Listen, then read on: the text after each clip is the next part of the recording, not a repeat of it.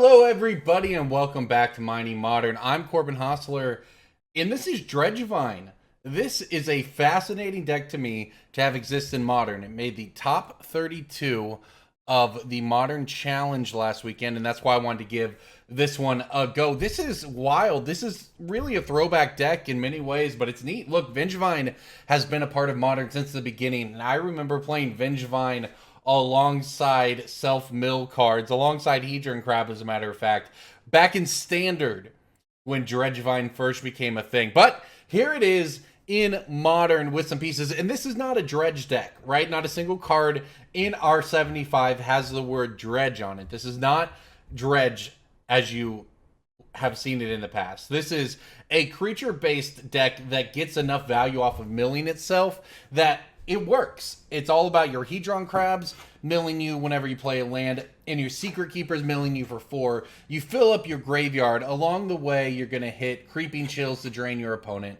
The Citrus Suppliers really help fill the graveyard up.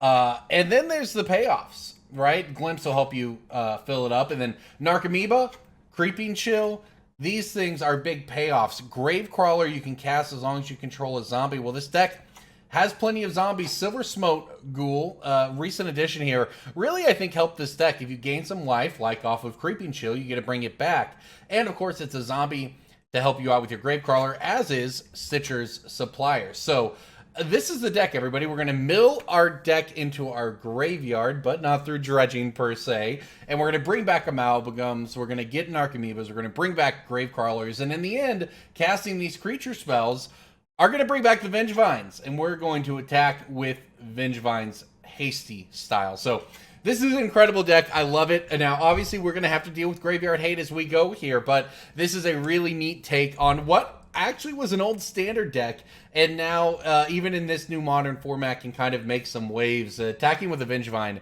however you get it onto the battlefield, I have to tell you, it just feels good. So that's what we're going to do today. Sideboard, pretty straightforward. You have to have lots of ways to interact with graveyard hate, and that's why we've got Abrupt Decays, we've got Assassin's Trophies, we've got Golgari Charms that destroy enchantments, we've got Nature's Claim. That's how we're going to deal with the graveyard hate. We got Fatal Push when we need it, and we got Leyline of the Void against opposing graveyard decks, everybody. It is time for Dredgevine here on Mining Modern. Thanks so much for watching. Let's hop right into the matches. All right, everybody, here we go. This looks like a keep to me. We've got a couple Stitcher Suppliers. We've got a Hedron Crab. We've got options right here. This is going to be a nice one. And if we can hit a couple Vengevines early, we'll really be able to pop off. So I don't know what our opponent's up to. I know that they've shocked in a Stomping Ground and passed. So I hope to punish them here by playing this Stitcher Supplier, because I don't think that's a creature they will be intending on lightning bolting. Now, they could be doing something entirely different here. They could be cycling, and there's a Gravecrawler for us. They could be cycling and on their way to a Living End, something like that. As a matter of fact, that's what's happening. What does a Living End deck do against a Dredgevine deck? Seems pretty bad for them. We can fill our graveyard up very quickly, and while their creatures will be bigger, well, there's... excuse me, not the best draw right there, but that's all right. We'll go Hedron Crab. We will go Overgrown Tomb, shock it into play, target ourselves. Yeah, it seems really bad for my Living End opponent here. All right, there we go. We have a Vengevine, which means this Stitcher Supplier right here, that's going to trigger the Vengevine. And you know what? I'm in. I'm down for getting one Vengevine back here, forcing the issue, because if my opponent wants to still pull the trigger on, you know, whatever Living End Cascade card they have to make us sacrifice our board, well, we'll mill 6, and then we will get back, you know, a Hedron Crab and a Gravecrawler. Maybe not a ton quite yet, but we're certainly on the way here.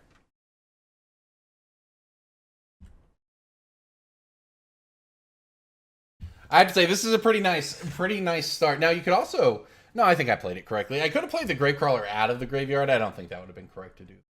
The thing is, as our opponent cycles Monstrous Carabid here into the Street Wraith, look, they can pull off a Living In right now, and they can have a better board. But if it's not enough to kill us in a super fast manner, and it does look like they're probably going to... Oh, they're just going to Shriek Maw here. Okay.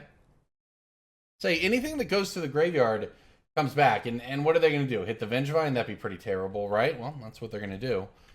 I can cast a Gravecrawler out of my graveyard, and then what? Guess what? I can cast a Narcomoeba and get in there again. And, of course, mill ourselves along the way. And there's a couple amalgams. So, all right, this should be probably good enough here, right? Because, look, casting the Narcomoeba here, that gives us one creature spell.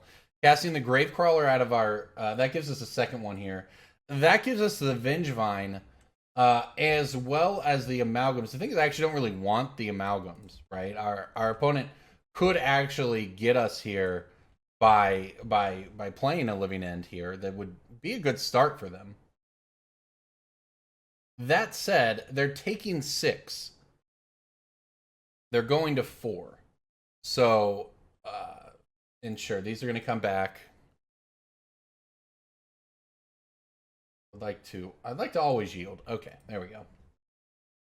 All right, so this is a turn where if our opponent does have it, and that's what they needed was a land that dealt them no damage. So, oh my.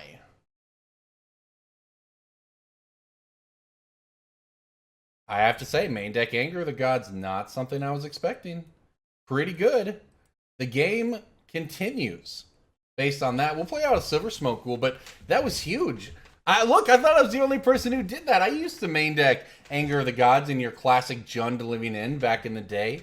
But how much of a blowout was that right there? Now, the thing is, we have 3 lands and we have a Creeping Chill in hand. So if we can just find a way to deal our opponent 1 more damage, we'll get there. Although, that may be easier said than done. I thought about just casting the Creeping Chill here. I should have done this differently if I was going to go for the crab plan. I belatedly decided it was better to crab, so that's fine. I thought initially about just casting the Creeping Chill. That's why I played that land so fast, putting them down to 1. But I don't think that's quite correct here.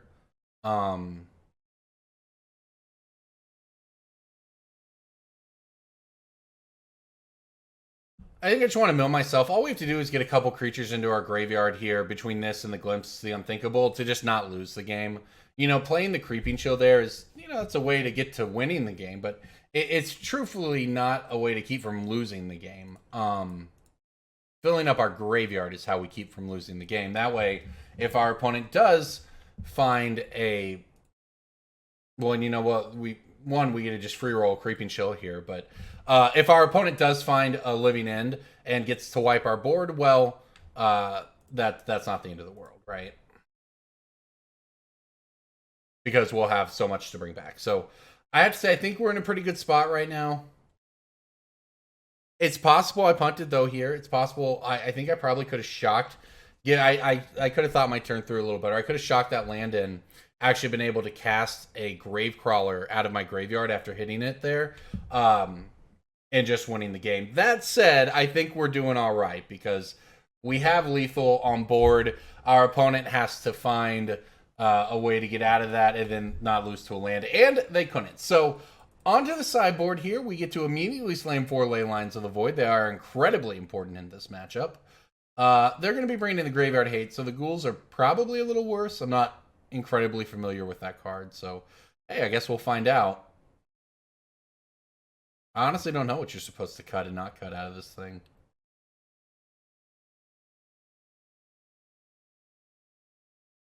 Not a clue. Alright, that gets us the Leylines. I mean, honestly, the rest of this is probably not that great. Or regenerate each creature I can control. That'd be pretty good, right?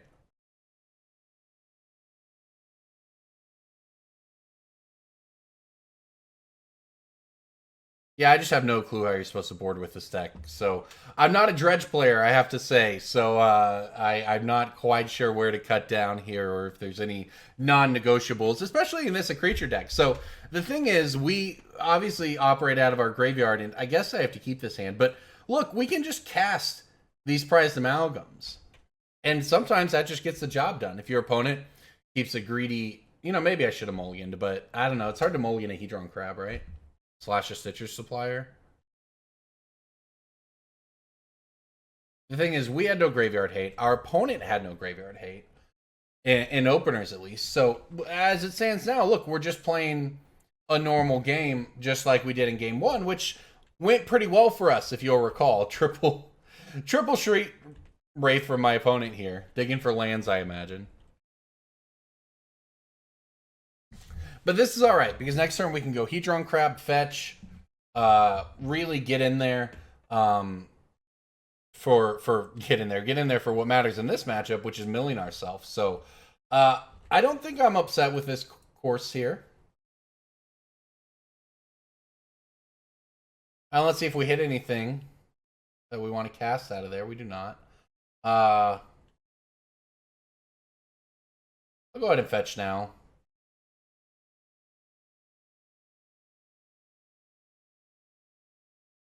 This might go to waste, but that's okay. Wow, all right. Double Creeping Chill. Don't mind if I do. By the way, just put you down to 6. Just like that, you're down to 6. Pretty silly card. In fact, we just mill the rest of them and get there now.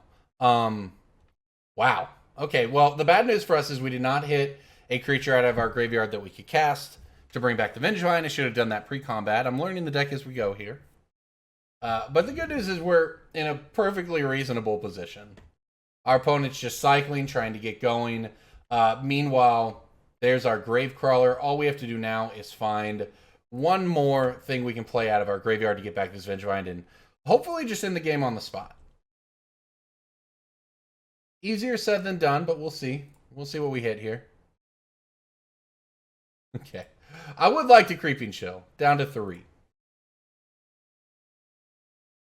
And I guess the Stitcher Supplier beatdown is where we're at. I'll play an Amalgam to kind of seal the deal here in terms of having lethal on board. And now our opponent has to find a way to clear the board, get their creatures in play, but at the same time, not get hosed by a Creeping Chill getting milled. The game could just end by hitting the other Creeping Chill. Right? We've cast 3 of them. See if we have any lands left to fetch. We do. Good. See what we hit. Okay, nothing. All right. Well, it's okay, though, because we hit double Gravecrawler. I mean, I guess I'm just going to move to combat and see what happens. There has to be a Violent Outburst coming here, but it's just not going to be good enough. I mean, look, this Archfiend of Ifnir is actually my opponent's best bet to doing anything here. The problem for them is if we mill the... They don't have life gain, and if we... Sooner or later, we're going to hit the other Creeping Chill and just win the game, hopefully. Oh, we've got 9 mills here. This feels pretty good for us. Plus, oh, by the way, I guess we can't attack with these, but hey, we got them all back. All right, that's a lot of Amalgam triggers.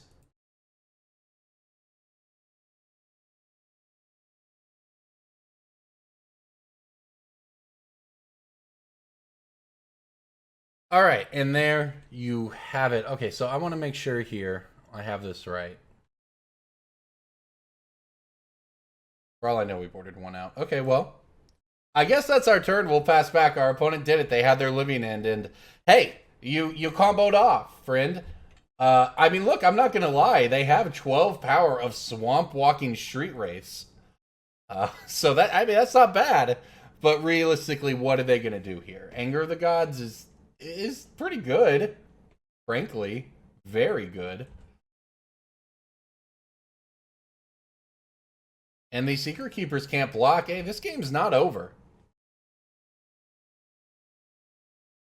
In fact, I can block none of this. So we're dead next turn if we don't find a way out of it.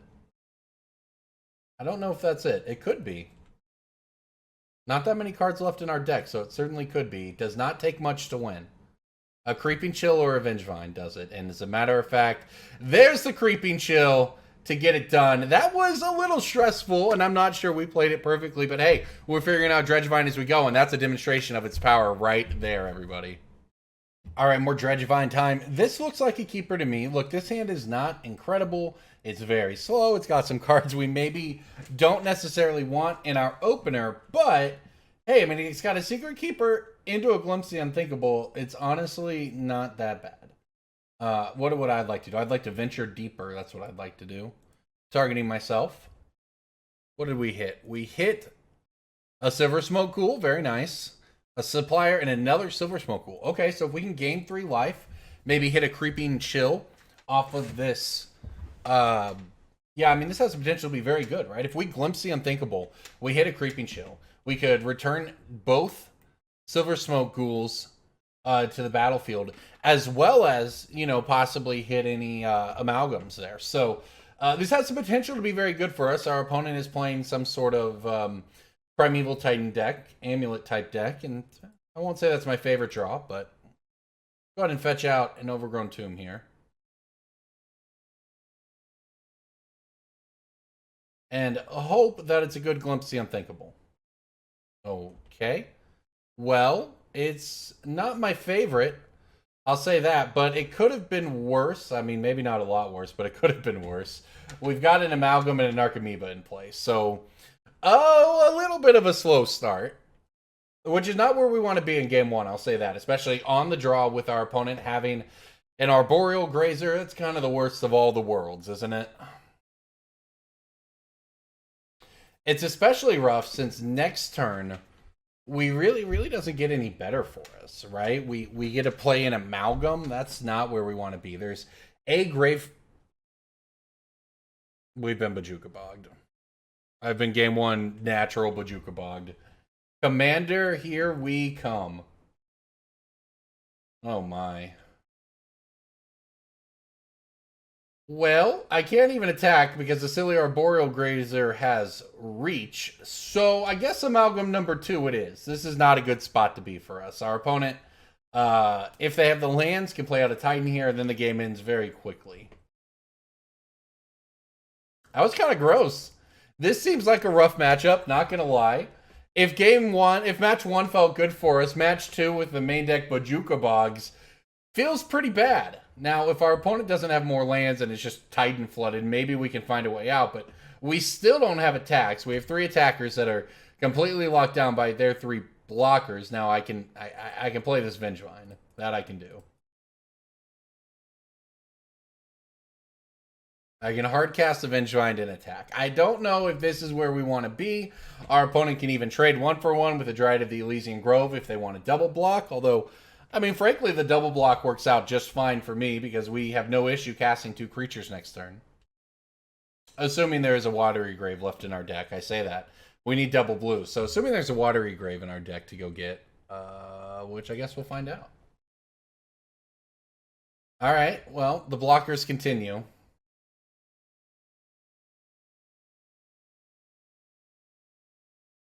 Please be a blue source? Alright, good.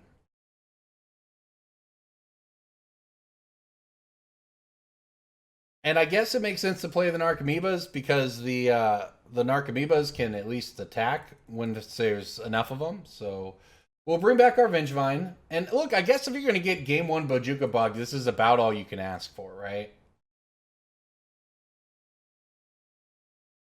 We've got some attackers. We've got some flyers. I guess we get in because whatever, right? Who cares if they double block an Amalgam? Which is what they're going to do. This doesn't even work for them the way they want, right? Because if we can get back the Vengevine, we can get back the Amalgam, and we're going nowhere fast, but we do have a Secret Keeper available to us. So if we hit another creature, and they, you know, this is assuming they get rid of our Vengevine here, we'll be able to trigger it again and then trigger the Amalgam. So, I mean, look, we've got a very long way to go, but we're doing what we can do to poke in some damage and hope that our opponent doesn't just destroy us. I mean, look, Azusa doesn't do much. We need mill. We need repeatable mill. In fact, I'm going to hold on to this land in my hand should we find a Hedron Crab, because repeatedly milling Creeping Chills is probably our best bet right now. It's very unfortunate our opponent had that sorcery speed Bojuka Bog, and it was pretty good hitting us. Oh gosh, well there's another blocker. But if we had just hit, you know, some life gain there, a Creeping Chill, we would have been able to get back those Silversmote Ghouls before that Bojuka Bog was ever a problem. So A little unlucky on our part. And I mean, we're going to deal with our stuck at 4 mana Titan opponent here. I am currently able to attack for what looks like all of 1 damage in the air. What a draw. Alright, well, I guess that's what we do.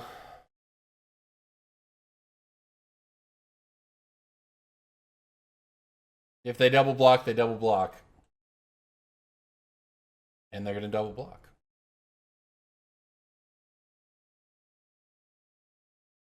Yeah, this is going to be a difficult game to pull off here. It involves hitting Hedron Crab and then milling 4 Creeping Chills, I think. I think that's where we're at. Now, the good news is our opponent clearly has Titans in their hand, but they only have 4 lands at the moment. So, and there's number 5. No. We're getting Bojuka Bogged again. This is disgusting. I think I might be just about done here. Looping Bojuka Bogs in game 1 against me, huh?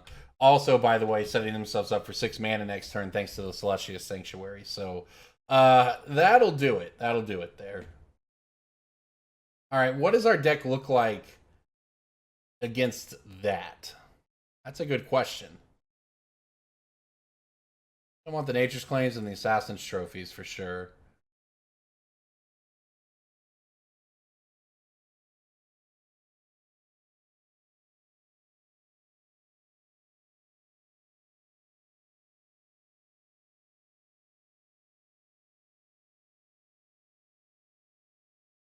We'll give this a shot, I guess. I'm not really sure how we want to sideboard here. I know that I want the Assassin's Trophies for Titan shenanigans, and that I also want the Nature's Claim for Leyline shenanigans. The question is if we want more, right? Do we want, say, a Golgari Charm? I don't think so.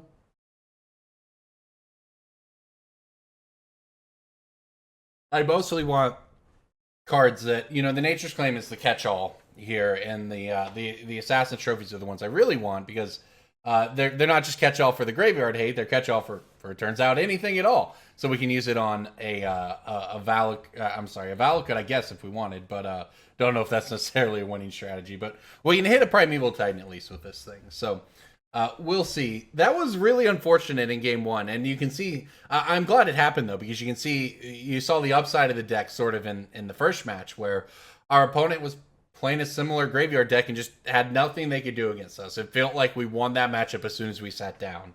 But in this one, it doesn't quite work out that way. And you see that we can kind of stumble on our mana or not our mana in that case, but our graveyard development. And we didn't have repeatable sources of mill. And when those first couple missed, well, that was just that. This, however, is a keep.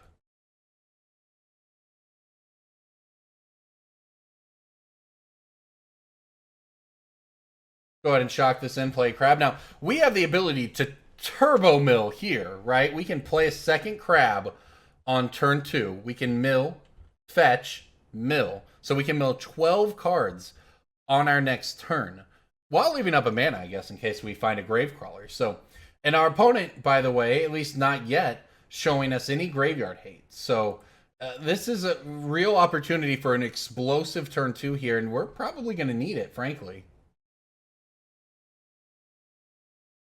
All right, send both of these at myself. Always yield. Okay. What are we hitting? We hit a Narcomoeba. Yep, into that. We hit a Prized Amalgam. Definitely into that. Okay, good start. Good start. Doesn't look like I'll be casting anything. Oh, we got a Gravecrawler. Oh, we got a Gravecrawler and a Vengevine in there, do we? Unfortunately, no zombies. But we'll mill ourselves again. See what happens. Alright, there's a Creeping Chill. And there's another Narcomoeba. And that'll trigger that same Amalgam. Okay, well, I guess this is where we're at, right? That it could have been a lot worse. We were, unfortunately, due to not having any zombies, these are illusions and crabs, we're not able to get the Gravecrawler back, which would have triggered the Vengevines, which would have led to an absolutely nutty turn. That's why Citrus Supplier can be better than Hedron Crab. But with all that said, our opponent's playing a Misty Rainforest here. That's not a Bojuka Bog. If they don't have Graveyard Hate, I can play I can fetch Yeah, I think we'll be okay here because I can fetch. I can play the Narcomoeba out of my hand, and then I can play the Gravecrawler out of my graveyard, except we're going to get Bajuka bogged. Yep. Okay. Again, though, Bajuka Bog, not the end of the world here. At least we got... I mean, the Narcomoebas might matter, but we got an Amalgam back. We now have a Vengevine that maybe we'll be able to play eventually here.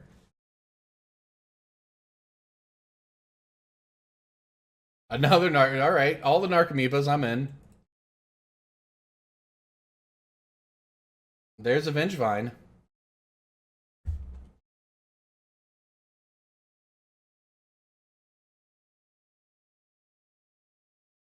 Let's see what we hit.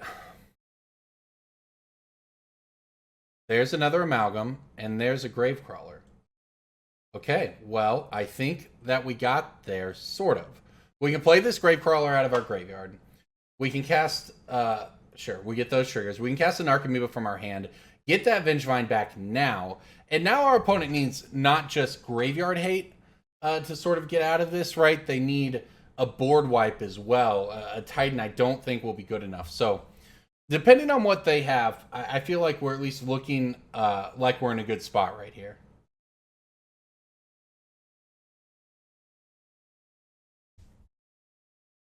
Our opponent's going to think about it. I don't know what they could have here. I don't... they could have Ravenous Trap, I guess. Probably not, but Ravenous Trap, if an opponent put, I think, 6 or more cards in their graveyard this turn, you can play it for free. That would have gotten us, but I don't think anything else really does. Because here comes Vengevine back to the party. Well, never really. I mean, it's a first arrival to the party, really. But look, we've got a board.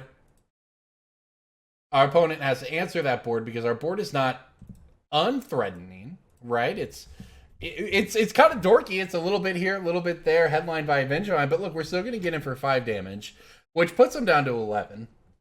I still have access to even more next turn thanks to all these Amalgams coming back, but also the extra Narcomoebas and Gravecrawler. And if we hit a land and can get a green source, we've got a Vengevine with haste. So this is kind of a rough spot right here for our opponent. They need life gain, but they also need to answer the board. And they need to do so in a way that's somewhat permanent. That, you know, that we can't just bring it back from the graveyard. So a little bit of a difficult spot for them, for sure. And that's the nice part about this deck is that Bajuka Bog's a great piece of graveyard hate, and it got us in game 1, and it kind of got us here. But this deck can be explosive enough, especially with fetch lands and double Hedron Crab. You can put together your big explosive turns all at once before your opponents even get a chance to really do anything about it. So we'll see if that matters, but I mean, this is one of the strengths of this deck. A little more than a traditional Dredge deck, right? Not that a traditional Dredge deck isn't very fast, but it just functions in its own way on kind of its own timeline, and it's much weaker to graveyard hate than a deck like this is. It just kind of needs one big shot to put all of a sudden 11 power or whatever into play, a couple Vengevines and Amalgams, and just go to work. So our opponent is certainly in the tank here. I don't know what they're looking for, and I don't know if it starts with Arboreal Grazer. They need a board wipe of some kind here. Growth Chamber to pick up the Bog. To pick up the Colony Garden to get an additional blocker. They can play an Explorer here. Okay. Now this is a good play from them. This is a difficult spot for them and going to remain difficult, but this was the play they had. I think that makes the most sense. We have nothing in our graveyard that matters at the moment, so picking up and replaying the Bajuka Bog, maybe not all that relevant, whereas picking up and replaying that Colony Garden to get a blocker could be pretty good. In this case, they're all in on trying to set up a Titan next turn. They got 2 blocks here. I guess it's going to depend on what we hit in our draw step.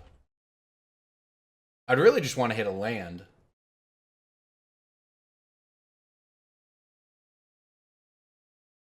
Not quite a land.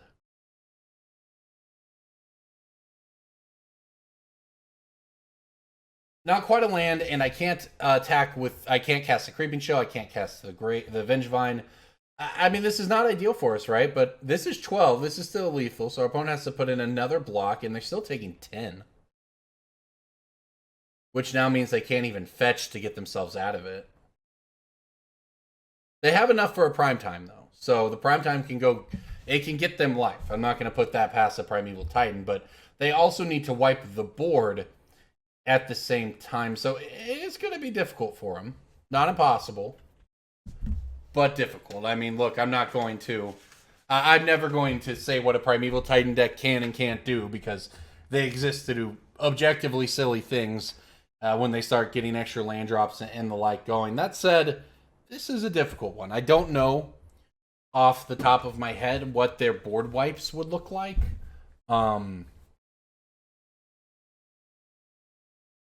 Okay, they're casting a Timber Symbiosis.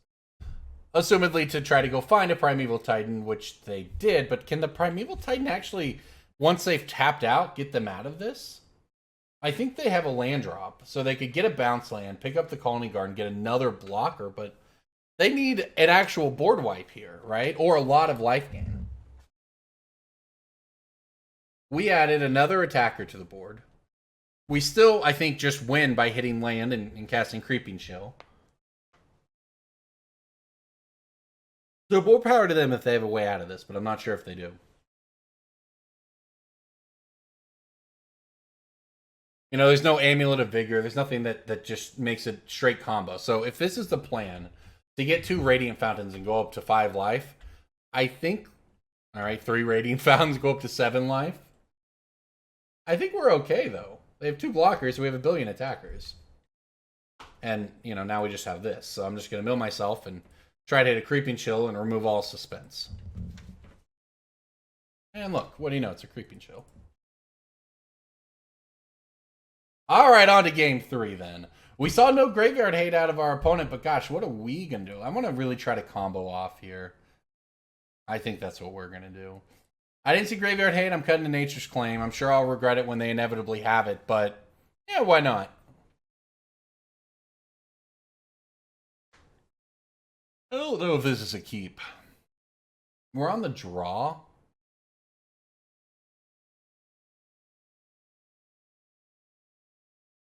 It's a pretty risky hand, but, I mean, I'm going to ship. Yeah, immediately punished. I go from a medium hand to an unplayable hand to the same hand I had originally, only worse. That's how it goes. That is just always, always, always how it goes, is it not?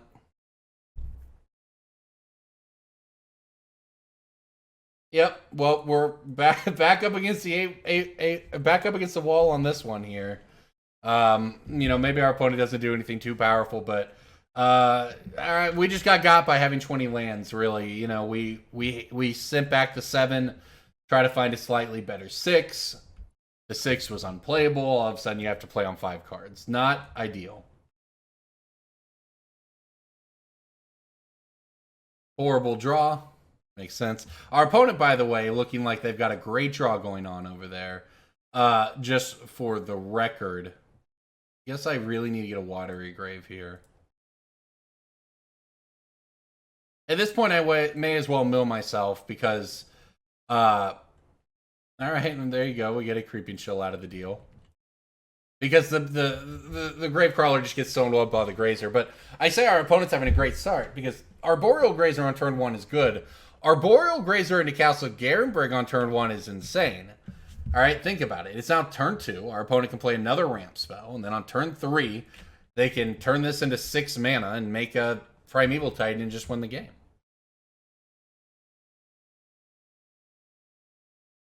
Very much looking like a possibility right now. I don't even know what we're looking to draw. A Hedron Crab, maybe. I mean, that first hand would have worked out better than this one. That doesn't mean it was incorrect to mulligan, but yeah, I mean, look, we talk about seeing the failure rate of decks on this series and how that's important, and you're looking at it right now because our hand does a whole lot of nothing. Whole lot of nothing. I think realistically we needed to hit like a Silversmote Golem along with that Creeping Chill so we could bring it back and then hit a land to sack it to draw a card. I think that's sort of where we're at in this game. And it doesn't feel great. It particularly doesn't feel great that actually hitting this Polluted Delta here is probably what we need to play the game, but it's just so far away from being relevant right now. We have an explosive deck, but sometimes you just can't quite light the fuse, you know? That's we're sitting over here in the rain right now. Our opponent has access to 6 mana, should they choose to have it, which means Primeval Titan. I think we probably scoop on the spot to a Titan. What do you know? The turn 3 Primeval Titan. All right, GG's, GG's, GG's. On to the next one. All right, trying to pick up a win here with Dredgevine. And this hand is certainly on the, I think, lower end of keepable starters, although I have to say picking up a Hedron Crab makes it quite a bit better here. We can go fetch a Watery Grave, no problem. Start by venturing deeper. Venture deeper. What do we find? What do we find when we venture? We found, wow, look at that. Pretty good start for turn 1. Hit you for 3. A little bit of a drain there. And let's get the action started with the Narcomoeba. Other card was the Glimpse the Unthinkable, so nothing too relevant there. But look, regardless of whether we hit a land or not now, and we have some cards in our hand we'd rather have in our deck to mill for sure, but our opponent is Summoner's Pacting on turn 2. You get an Allosaurus Rider. This seems bad. This seems very bad.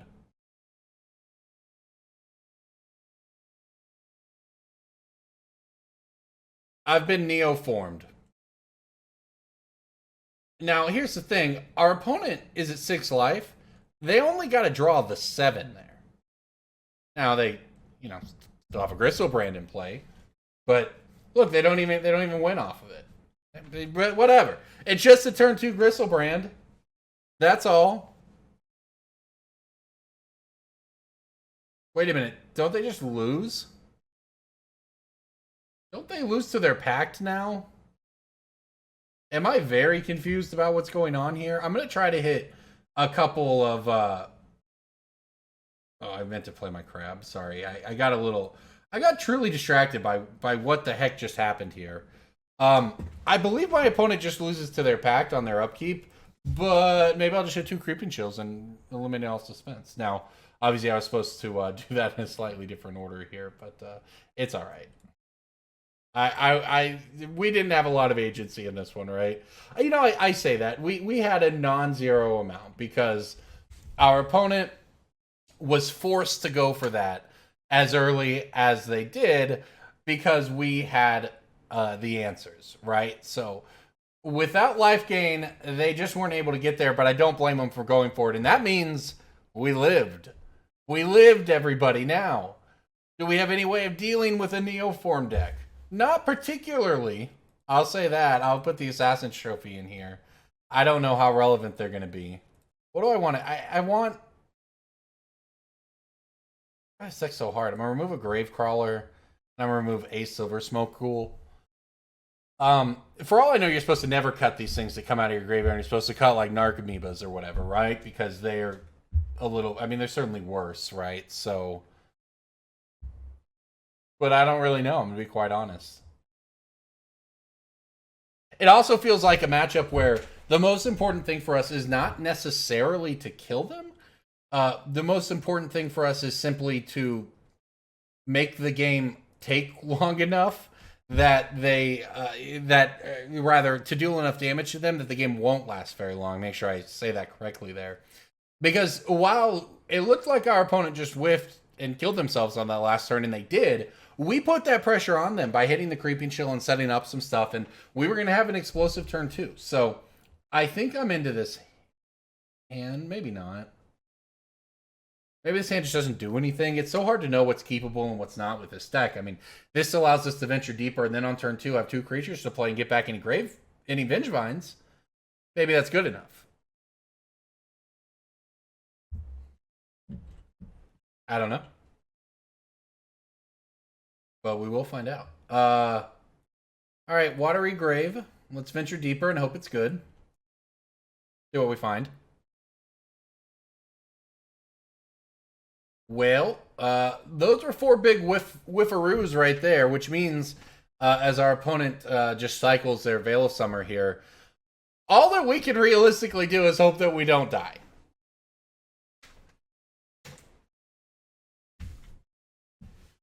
Not that what we're looking at here is terrible by any means. It's not. In fact, I'm going to just play both of these Gravecrawlers because we're not doing anything else. So we may as well put some pressure onto the board, right? And it's not like putting 4 power into play on turn 2 is the worst thing you can do. The thing about the Neoform deck as well, and obviously we're going to find out here, they're going digging with the Waterlogged Grove. That's a good sign for us. It just because it didn't mulligan doesn't mean its hand won't fizzle, right? Their deck can have 2 of the 3 pieces they need, and therefore it's a keep, but you can still just whiff on 5 draw steps or whatever and not get there. Trust me, I've played that deck a little bit. I certainly know.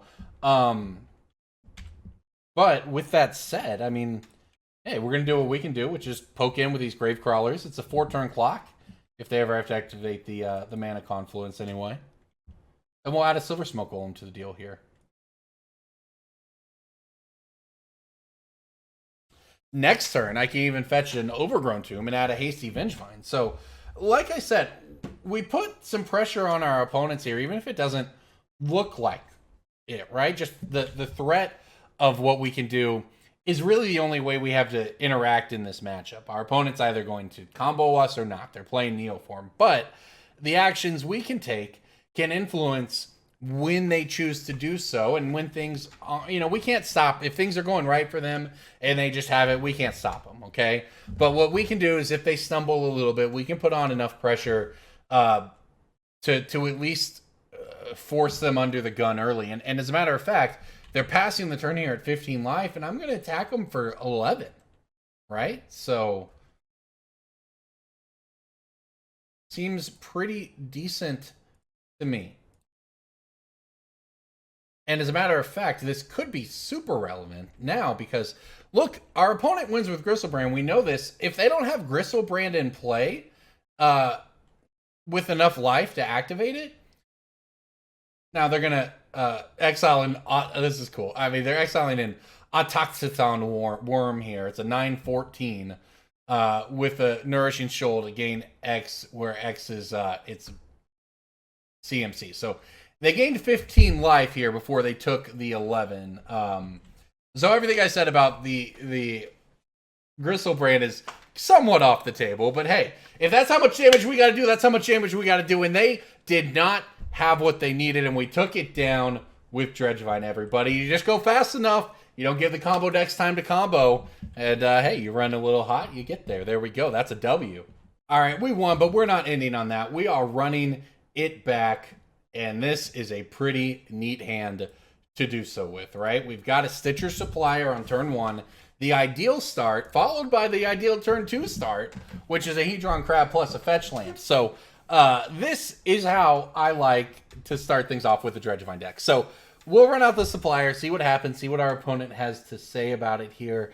And then on turn 2, we have Crab, play Fetch, mill 3.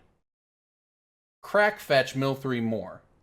Either cast a Gravecrawler out of the graveyard at that point, or we can venture deeper with the Secretkeeper, or we can cast the Merfolk Secretkeeper if we want to trigger some Vengevines back. So truly, the graveyard is our oyster next turn. Now, that said, the first 3 was a big ol' whiff. Not much there. And our opponent is going to dig with an Adventurous Impulse. Okay. It's looking like a good turn 2 for us, though, I have to say. This is we've seen a wide range of opening hands with this deck. And maybe I was supposed to mulligan more aggressively, less aggressively, I don't know. But I'm not sad with this deck. Looks, when it looks good, when it goes right, it's pretty silly. There's a very nice amount of synergy built into this thing here. And I have to say, I'm a big fan. So we'll get the Overgrown Tomb, shock it in, mill ourselves again. There's a Creeping Chill. Now, I have to say, all in all, this was really not that good of a set of mills. We didn't hit anything relevant outside of, I guess a Gravecrawler, right? We hit a Gravecrawler that we cast out of our graveyard, and whatever. That's 2 more power we have in play, but no Vengevines, no Amalgams, no Narcomoebas, the 1 Creeping Chill.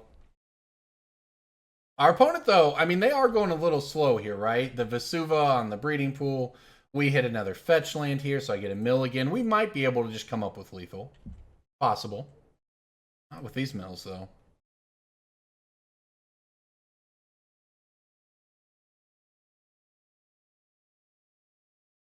All right, there finally is a Narcomoeba. We've done it, but there's also a Vengevine. Now, you know, I thought about not playing the Gravecrawler in case something like this came up. We're going to venture deeper here, see if we find one. There we go. Well, in the end, we got there anyways, because there's the Gravecrawler. Sure. Now we can cast the Secretkeeper. That'll trigger the Vengevine. Bring it back. We get a move to combat here. Now we get a swing for, what is this, 8 damage? Put him down to 4? That's a tall order on turn 3 to come back from, right?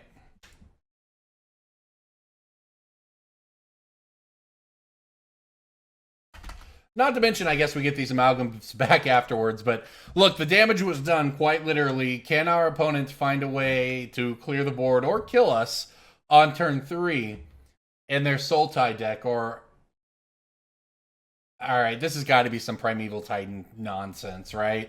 Anytime I see a card that gives a creature haste or something weird, I just immediately think of Primeval Titan, but I don't think these cards are going to be saving them unless they can mill us or fog us or something here, right? It's definitely another Titan deck. But I think we might have been fast enough here in game 1. All right, I love it. Assassin's Trophy, get on in here, cut some of this, get a couple of Nature's Claims. Surely there's going to be some amount of graveyard hate, right? And we'll give this a shot. I kind of sideboarded a bit haphazardly there. But look, we cut a Secretkeeper. It's fine, but it's neat actually how it works for the deck, right? You can venture deeper, mill 4, and then it sticks around as a 1/1 after, a 0/4, whatever the 1 mana cost after that to get back your Vengevine. So it's a neat card for sure. This is a mulligan. And I guess this is a keep. We're on the draw. Oh, I mean, we're on the draw and we've got a bunch of answers. What else am I going to do? We just need to hit a land.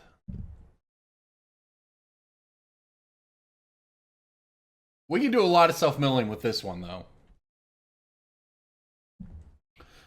Yeah, but I think the point is cutting the Secretkeeper, cutting the Silversmote. We're just cutting a Narcomoeba, but we're kind of trimming at the edges of what our graveyard even, you know, wants to do or whatever, and that was obviously a terrible draw. My Kingdom for a Faithless Looting, please. The point is, our deck, while being a little less consistent, still does what it wants to do, but hey, we get to draw Nature's Claim instead of a Narcomoeba, right? And have an out to graveyard hate here. I kept both outs, as a matter of fact, with the Assassin's Trophy. You know, that Narcomoeba was castable from hand. It's probably better just to put into our graveyard, into our library and shuffle, though.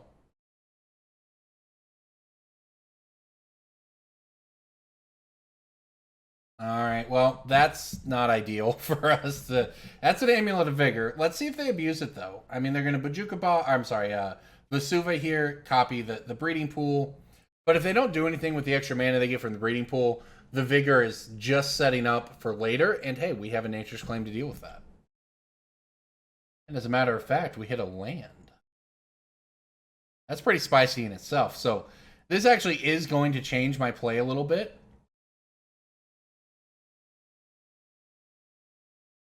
On their upkeep, I'm going to Nature's Claim the Amulet. And then I don't have to crack my fetch in case... I mean, I don't know if it matters per se, but hey, I don't have to crack the fetch yet.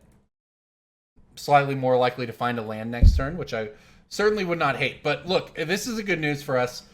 We're kind of a little slow, a little dirtly, but we got our opponent's best card in that Amulet of Vigor. So let's hope that they kept a hand that was very good with the Amulet and very mediocre otherwise, right? Not that I know if that was the case, as it looks like a Dryad of Elysian Grove is coming up. Oh, and Azusa, sure. Azusa into Castle, so, and into Talaria West, so I guess the Primeval Titan's coming next turn, but at least I suppose we can Assassin's Trophy it.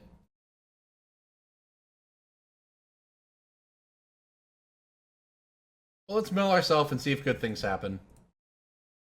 This is our play. I mean, I've seen worse, I guess. Double Creeping Chill. A Narcomoeba. An Amalgam coming back. And I get to attack with the Supplier.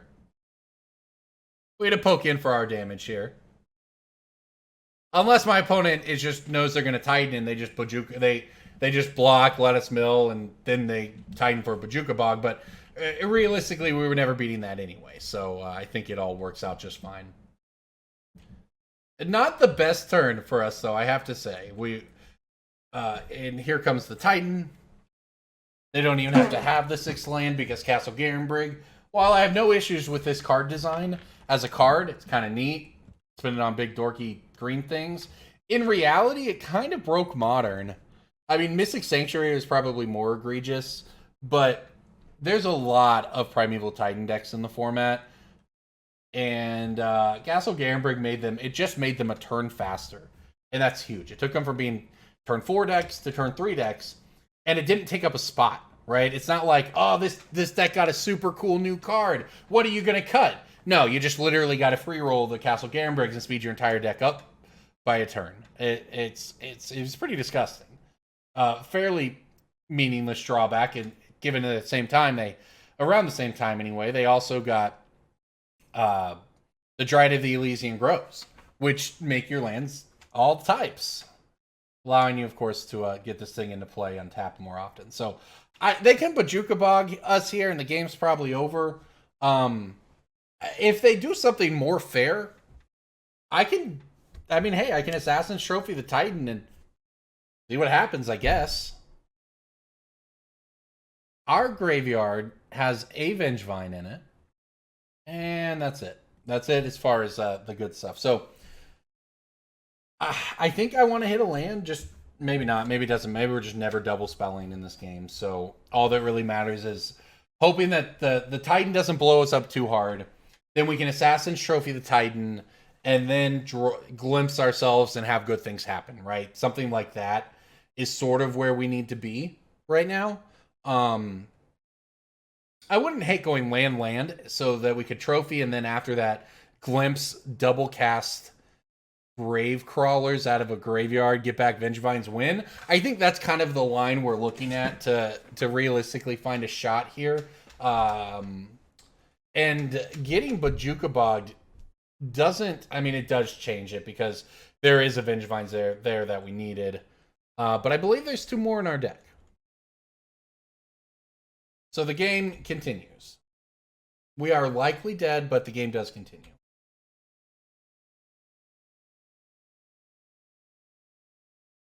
Well, that kind of helps you trigger a Vengevine, right?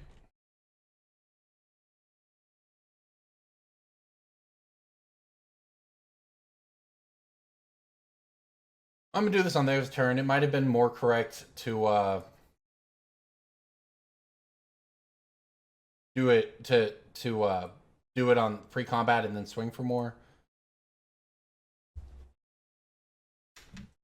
That probably would have been better. So we might have missed a couple points there. I don't really think it's going to be that relevant. I find it pretty likely that we're just dead here. They have plenty of mana, obviously, to pay for this pact. And we got Bojuka Bogged, and that feels bad. And now any bounce land Bojuka Bogs us again. To wit, the Bojuka Bog's actually in their hand because they put it into play with the Growth Chamber simultaneously. They got the trigger out of it entering play, but then they also got the Simic Growth Chamber trigger to pick it back up. So they have, at sorcery speed anyway, another graveyard hit on us here. So basically we're hoping to hit Silversmote Golems plus Creeping Chills, I think. We need something, and I guess all the Narcomoebas and Prized Amalgams you could shake a stick at, because we need to just have a big explosive turn here before we just get completely got. But that said, our opponent is, look, we're not dead, right? And there's a land, which I also do not hate. So, first things first, let's fetch.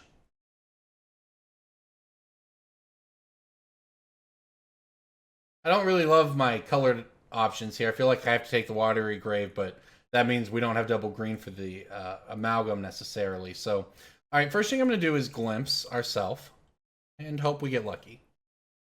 One Narcomoeba, huh? I don't think that's it. We're going to get an Amalgam back. And I can even cast a Gravecrawler.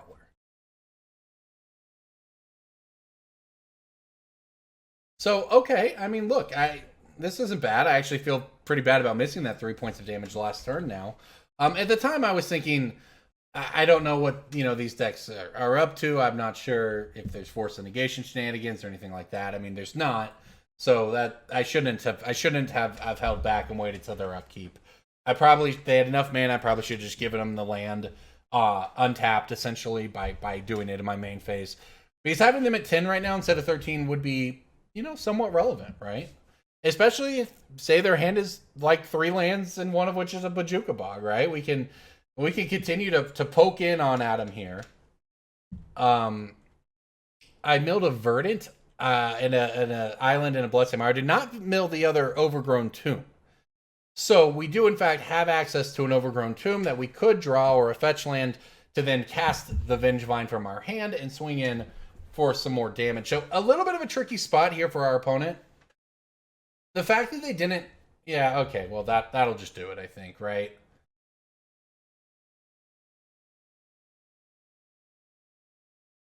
They got the Dryad of the Elysian Grove with their Summoner's Pact to turn all their lands into any type. So now everything is a mountain, which means that now the Valakut, anytime a land enters play under their control, it will count as a mountain. They will have the requisite number of mountains, and they will get us. So let's see what they choose to do with it. That might actually be interesting, because if they're forced into playing some weird fair game here, maybe it's not over. I mean, they're going to hit an Amalgam with a Valakut trigger. That's probably as good as it gets for us. They're going to bog it, but this is the path to us winning the game.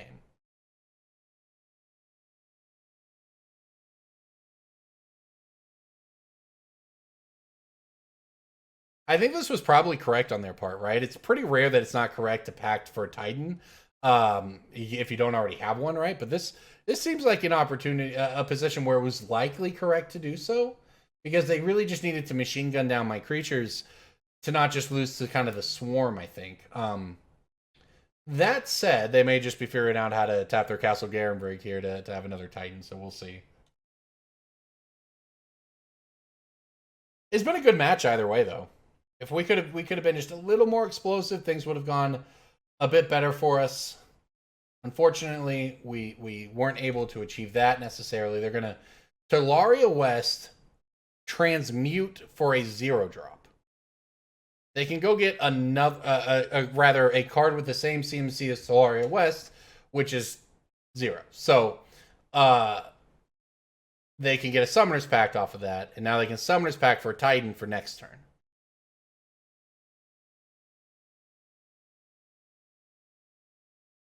All right, there's the bog on us.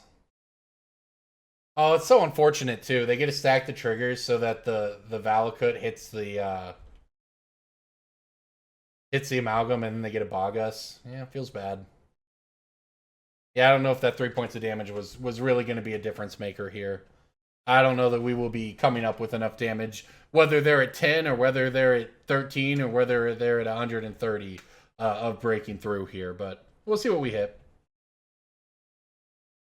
A Gravecrawler, you say? Let's go ahead and venture deeper. Narcomoeba and a Creeping Shell.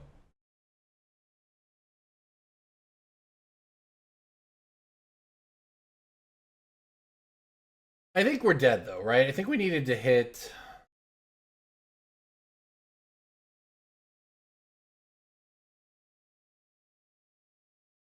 We needed a Vengevine or two in there. I think we needed a very particular lucky set of hits. We didn't get it, so we get to poke our opponent down for 1 here. The Grazer gets to block 1, so this will put him down to 9.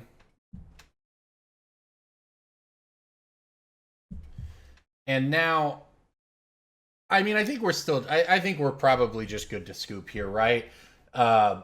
They pay for it very easily with the double Simic Growth Chamber. They have plenty of mana to play Primeval Titan. They then get to shoot us down a lot more. Yeah, GG, I would say, to the sideboard. You know what I didn't see though? Any graveyard hate. So I'm gonna cheat. We're gonna take out one Nature's Claim, put back one Silversmote Ghoul. Hope to combo as much as possible here, basically, right? Creeping Chill, Silversmote Ghoul combo. Vengevine Creatures combo. Our opponent Mulligan combo. Overlooked option, I'll tell you, but a pretty good one sometimes. Sometimes the only out, as a matter of fact. With all of that said, I mean, that game was surprisingly close, but these Vengevine decks, I'm sorry, these Primeval Titan decks are really something in Modern, and they never really go away, right? They just kind of do their thing. Primeval Titan is such a stubborn card. I would like to play first.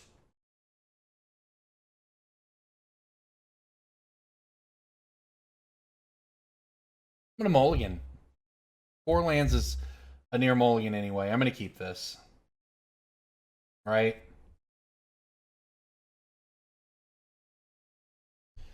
And I'm going to put, I guess, the Vengevine into the deck, because the Vengevine is probably the more important card for if things go well for us to have access to. I don't know that we're triggering it anytime soon necessarily, unfortunately, but gosh. I have to get the Overgrown Tomb, because then any land but the literal swamp allows me to cast the Glimpse.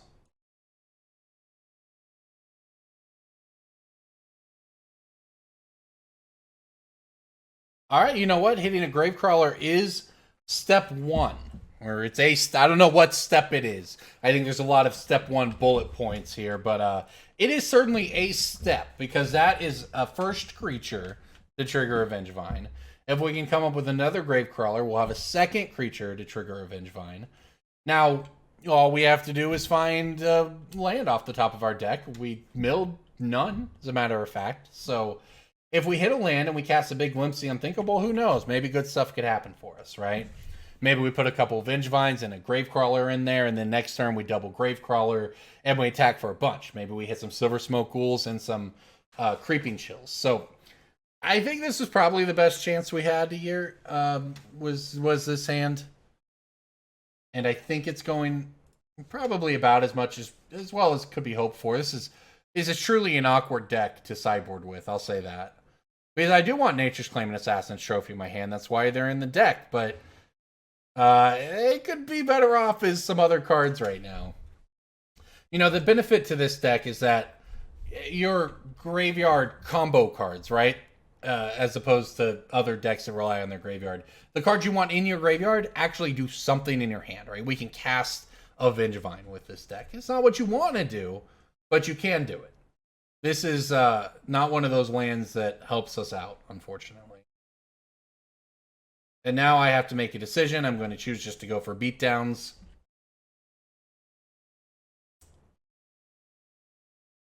Pretty unlucky there, right? If I fetch a Watery Grave, we get to play Glimpse, and we're in a good spot here. Instead, we got the Overgrown Tomb to guarantee that we had green mana in case we needed to Nature's Claim something, right? If my opponent plays a Relic of Progenitus or whatever other Soul Guide, Lantern, whatever, you just kind of have to bite the bullet and Nature's Claim the thing. So that's what we did. I guess I don't really care if they blow up the Engineered Explosives. But for what it's worth, I could blow up their Engineered Explosives. I'm going to blow up their Engineered Explosives. This feels terrible. We're in a terrible spot.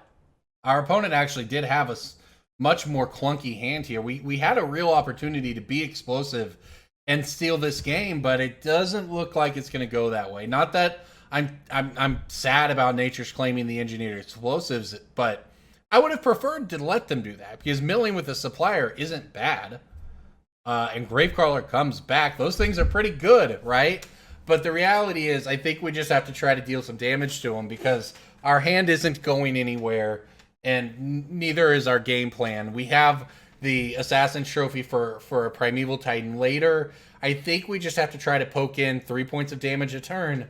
Hope that they have a nice slow one with no 3 drops. They just land and Titan flooded, and we'll poke in 10 damage over the next few turns, and then Assassin's Trophy a Titan. Next 10 damage over the next few turns, Assassin's Trophy a Titan, and try to round it out. I think that's the line that leads to us winning this game, more so than letting them blow the engineered explosives at their leisure. And sure, we get milled then, but they probably do that on the turn they have the Bajuka Bog, right? So it's kind of bad no matter how you look at it, but that's where we're at.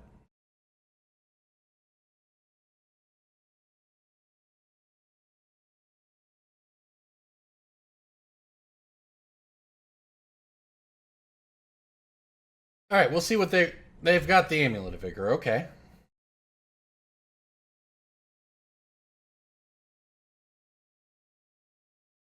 I guess we see what we hit here.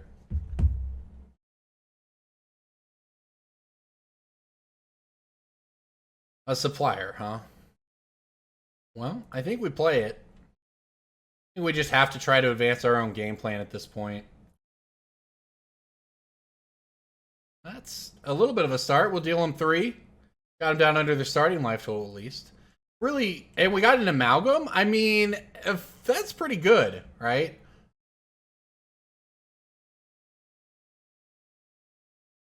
For only milling 3, hitting 3 relevant cards, pretty good. This is what I'm talking about here. This is the type of game we can win. Because now we have, I mean, what is that? 4, 7, 8 power in play? That's 2 shots, right? Let's hope that this Amulet of Vigor doesn't get us too hard.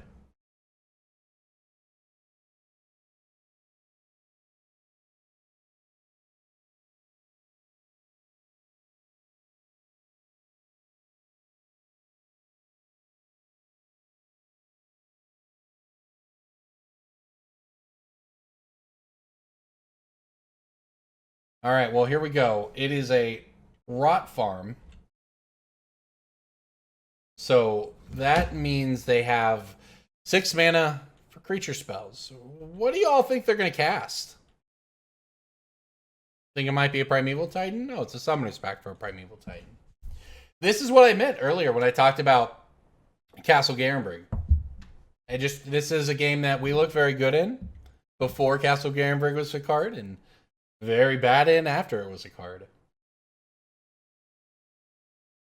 I think our opponent showed us 3 lands and an Amulet of Vigor, and now they're casting 6 drops. So it feels pretty bad. They get to give the Primeval Titan haste.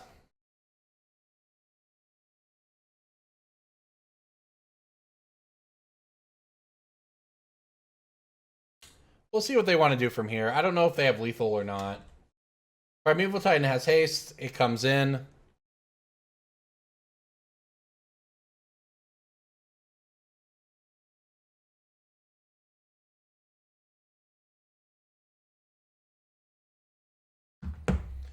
All right, we'll see what they fetch up here before I mean, if I get a block with my Citrus Supplier, maybe we come up with a way to cheese 16 damage at him, right? Mill the other 2 Creeping Shells and Avenge. I guess Vengevines don't do us much, huh? Yeah, this one's going to be a struggle.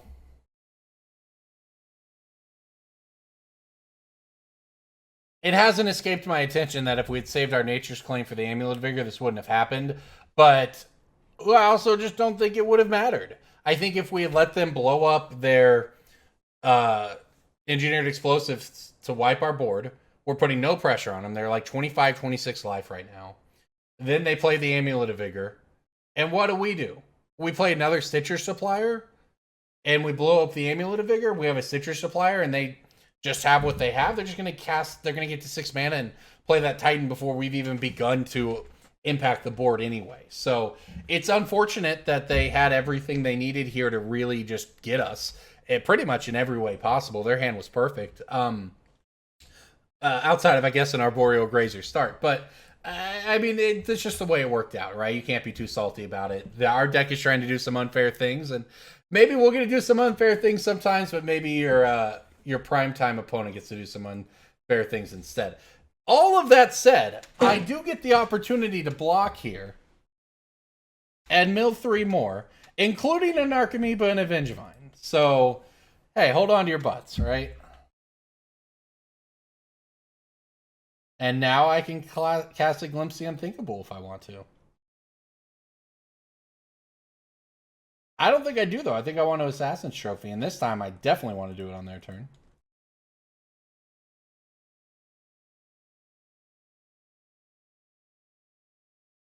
I think we just attack with the team, which is 8 damage here, and then I can't do anything with the other stray mana, so we'll end up fetching, but I'm just going to pass, and I'm going to Assassin's Trophy the Primeval Titan after they pay the Summoner's Pact. Alright, so Summoner's Pact has been paid for. Almost, anyway. And now we get to Assassin's Trophy the Titan. And the land's going to come into play yeah, so that's fine. I think I might have actually played this like Path earlier. Anyway, so I think that might have been the last game, but I think I might have played it like Path where the land comes into play tapped, because guess what? It doesn't come into play tapped. I was going to say with the Amulet of Vigor, it doesn't matter, but with the Assassin Trophy, it all kind of is a wash anyway. So here we go, though. We got rid of our opponent's Titan. We have lethal in play. Our opponent has access to 1, 2, 3, 4, 5. Well, it's 6 mana thanks to the Castle Garen break. So we're by no means out of the woods, and our opponent has 7 cards in hand. But and undoubtedly, some of them will either be lands that gave them life or give them access to lands that give them life. So we're not in it yet, right? We're not there. I don't feel good, but we've at least given ourselves a chance to win, which is frankly all you can do, right? So we'll see what they ultimately decide on here.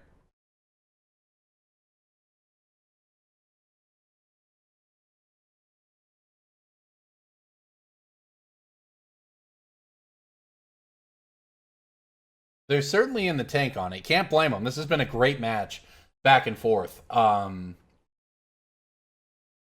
who knows? Maybe we actually are going to handle the Primeval Titan on us.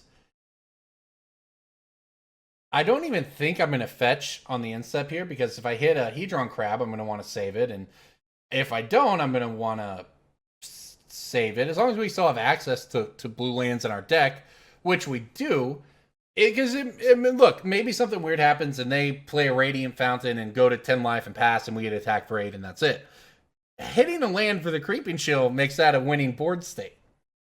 So, their options cannot be good if this is where they're at, right? So, it doesn't mean that it's going to work out great for us here, but we are live, at least, to winning this game, and our opponent is certainly putting us through the ringer here. We got the full sweat to figure out if they have anything. So I'm not sure if they have a way out of this one, or if, I mean, look, maybe they just got up and went to the bathroom or leaving us hanging, right? And that means you. I'm not stuck. Look, I'm not stuck here with my opponent here, right? You, all of you on YouTube right now, you are stuck here with me. Now, let me tell you the complete and full history of Merfolk starting in the year 2000. All right, I'm just kidding. History of Merfolk another day, but I do hope our opponent comes back anytime here. So, look, this was a bonus match anyway, so take it for what you will. If they don't come back, I'm going to go ahead and I guess stop the recording, and if they come back, I'll pick it back up, and we'll finish this game out, hopefully win. And if not, well, you don't have to listen to me talk for 5 minutes. So, everybody, thanks for watching. I'll get to the. I'll go ahead and do it right now. We'll do this right here in the middle. We're doing it live, okay? Here's the deck. Would I change anything about this deck? I don't think so, frankly. This deck seems perfectly tuned to me. I don't know what else you could want. It's the perfect kind of deck. It's 10 4-ofs and 20 lands, right?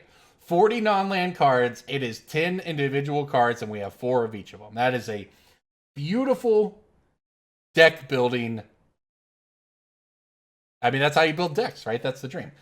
So I wouldn't change anything at all, frankly. And then the sideboard is, you know, you make your own, right? It's hit or you decide what's important in your meta. If you're not scared of graveyards, you maybe don't need the Leyline of the Voids. If you are a little less scared of graveyard hate, maybe you want, you know, more varied options at your sideboard and not quite as much of this just destroy a Relic of Progenitus or Rest in Peace type cards. So everybody, that's the deck. It's Dredgevine in Modern, and I love that this is the deck. It's a fair combo deck that is weak to different things. It can fizzle, but it is a lot of fun when it works, and there's definitely some lines of play to it. So everybody, I guess this goes at the end if our opponent comes back, and if our opponent doesn't come back, I hope you enjoyed the bonus content, everybody. So thank you so much for watching Mighty Modern here on Cool Stuff Inc. I'm Corbin Hosler. I will return to our match where our opponent has played in Azusa.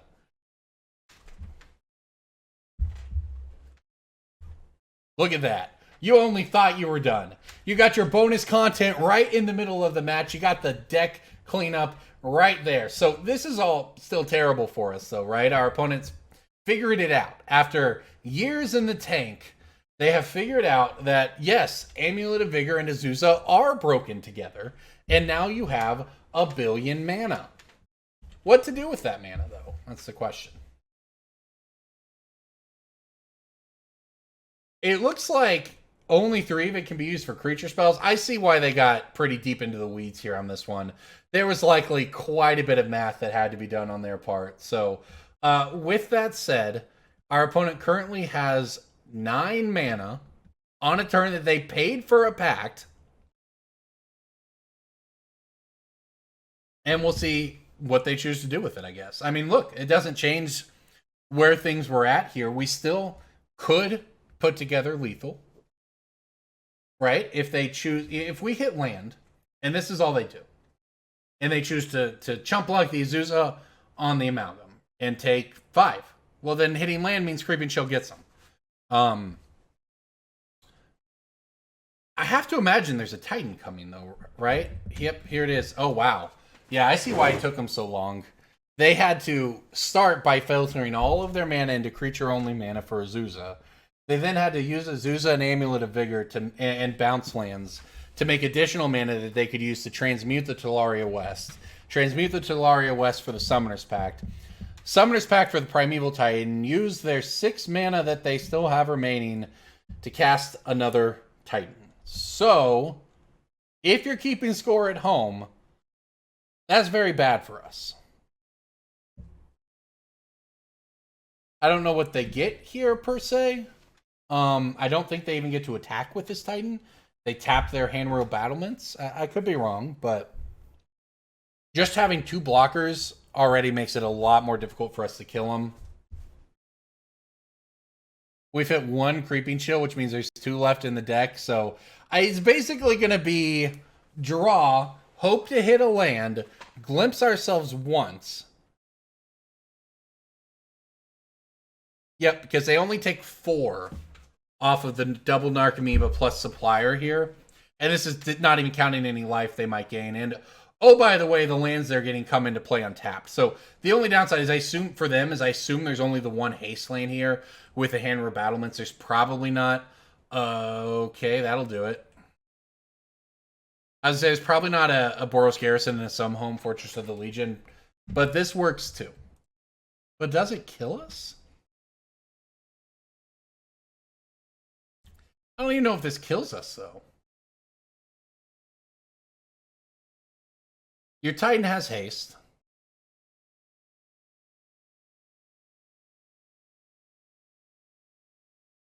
What are they going to do with it? I mean, we might get there on clock. I don't know if it was last week or the week before. We actually lost the match we were going to win to the clock, I believe. But now our opponent, after this incredibly long turn, not that I can blame them for how deep into the tank. I mean, this was kind of a beautiful turn from their perspective, right? If I had done this on camera, I would have been thrilled to record it. They started this turn by paying for a pact, getting their Primeval Titan removed. And then they filtered all their mana through a Castle Garenbrig, but came out on the other side of that with mana to transmute a Talaria West for a Summoner's Pact to go get and attack with another Primeval Titan, giving it haste. So It is very impressive out of them. Now, we might still be able to luck or dog our way out of this one, right? If they don't gain a bunch of life, even if they do, we could just hit those 2 Creeping Chills left in our deck and drain them for 6, and that probably makes our other dorky creatures get in there for lethal. Now, as it stands here, our opponent is really chewing up their clock with this Primeval Titan, right? I assumed, oh, they got a minute and a half, that's forever. They'll be perfectly fine, but they took ages to resolve that. Now, granted, they probably only need 1 more attack, but they've got a lot of stuff they have to click through here. I'll take the 6. I will move to my turn, and I'll hit a terrible draw. All right, down to 8. I guess we have to get the Watery Grave, right? Glimpse the Unthinkable, go!